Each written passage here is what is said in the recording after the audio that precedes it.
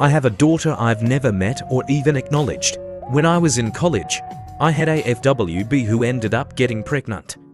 We'd known each other since high school, and I truly did care for her a great deal. She had been dating another guy, but we secretly kept seeing each other, too, when she told me she was pregnant. She said she knew for a fact it was his baby, not mine. I didn't understand how she knew that with certainty, because we hadn't been using protection, which I know was a very irresponsible decision. And we'd been seeing each other regularly at least once a week. Word spurs around campus, and from what I heard, he completely denied that it was his child and claimed that they'd only done it once.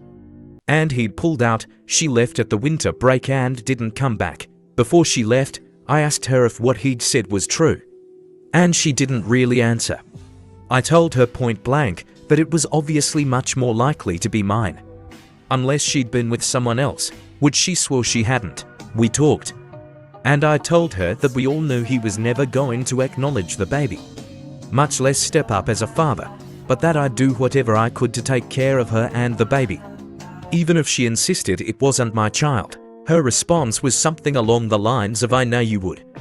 That's why it has to be his." I know that she was just letting me off the hook by saying it was his because she knew he would bail. She never asked for a paternity test from him or sued for child support. She came from a good, solid middle-class family and had plenty of support.